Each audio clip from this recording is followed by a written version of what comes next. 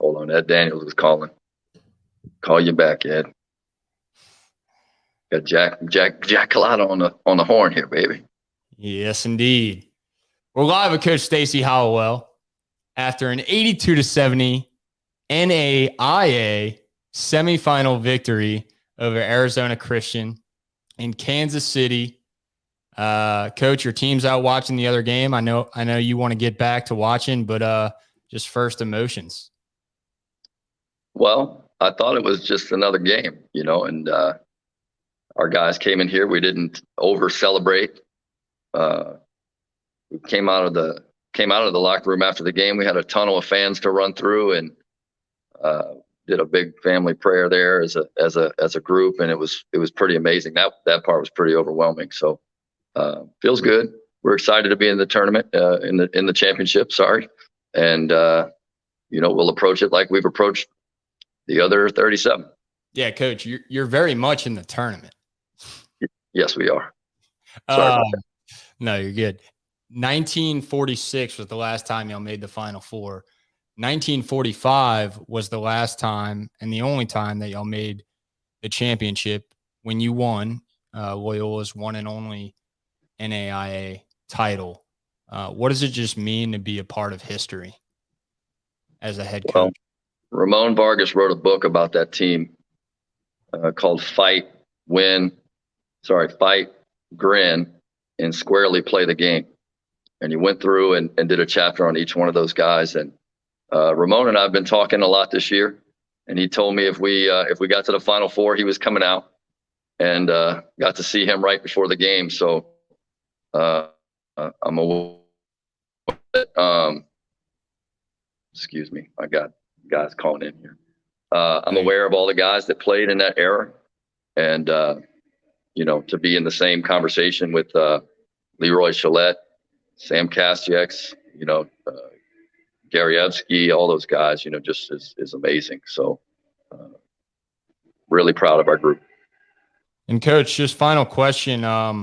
Jalen Galloway really got the game started, and obviously your leaders, Zach Wrightsil and Myles Burns, did what they've always done in closing out the game and being, physical on both sides of the ball.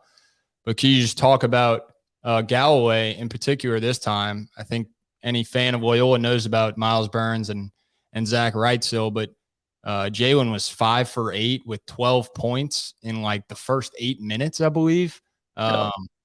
Just speak on how y'all started, because the score doesn't really show how dominating that game was.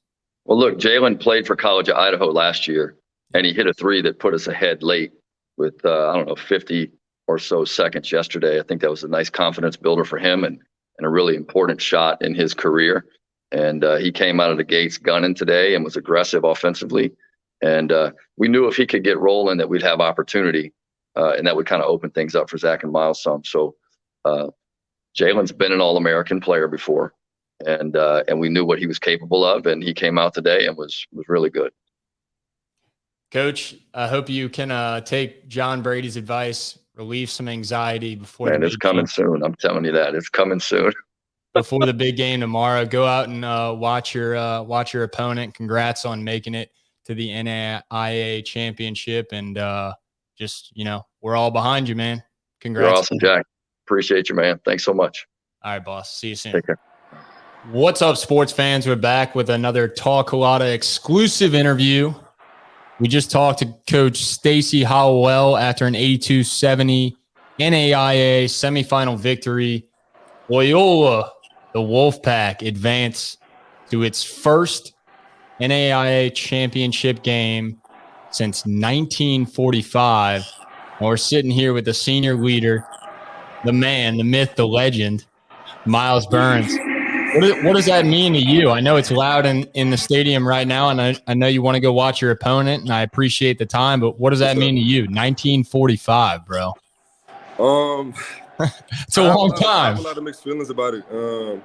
It's super big time. And it's really easy to get caught up in it, in the moment. And I honestly just want to win. So it feels really good. It means a lot, but I don't know if it'll fit. I want it to mean more. You know what I mean? Once we get this dub, so I'm really hoping we can pull this one out. Kobe Bryant said it best when he was asked in that press conference. He said, "Job's not finished." What is the message, in the locker room after today's game and in everything that goes into tomorrow's game? What's the message that you have just as a captain, as a leader, as a senior? I mean, the same message we've been having this whole tournament. Game's not over. The tournament's not over. And everything's not over yet. So this is good. We're good. Good win, but let's move on to the next. Let's focus up. Let's get our bodies right. Let's get our minds right. Let's look at film. Let's work on what we can work on. Fix the little things and continue to, be the best that we can be and just do better than we did the day before. Myles, you're 7 for 11 tonight, 2 for 5 from 3 offensive rebounds, 6 defensive rebounds. The big stat that I really like is you, Zach Wrightstill, and Terry Smith Jr.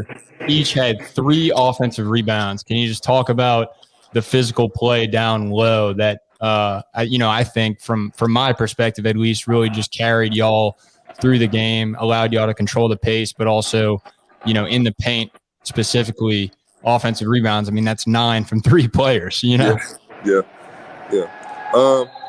We just have that level of focus. We have that motor, that second gear that we kick into. We've always been players like that. We're real physical. We get in the weight room. We focus on that. Practice, we work on that. You know what I mean? Practice sometimes it's like football practice. We go hard. We want to win, and that's the drivers. I mean, these guys have a lot of passion. I have a lot of passion, and we kind of just assert that, kind of use that to kind of fuel us to keep going and get those rebounds once you see the ball go up. And, 2 final thoughts for you. One is just when everybody in the nation is watching college basketball, the NCAA tournament, the NAIA tournament, you often see, right, the 3-point shooter or the 6th man or the 7th man or the 9th man come in and make a difference. Obviously, you, Wrightstill, Terry Smith Jr., and Jalen Galloway specifically came in and played really well early in the game to get y'all rolling, to set that pace. Can you just talk about the guys who may not always get all the press or maybe come off the bench, to kind of describe the Loyola team factor? It's not just 3 or 4 or 5 guys, right? Yeah. Those guys are amazing. I mean, to have the level of focus is coming off the bench. I mean, sometimes not being as warm and then coming in and knock down shots like that, being there for the team no matter what, and just, you know what I mean? That type of stuff, it goes a long way. And we have a different level of respect for those guys. I mean, I respect that more than I respect what I do, like just being able to do that and being able to genuinely be happy for the team and do whatever they need to do for the team, whether that's knocking down shots, playing defense, whether that's, you know what I mean, cheer for the team on the bench, getting the energy up. I mean, all that stuff.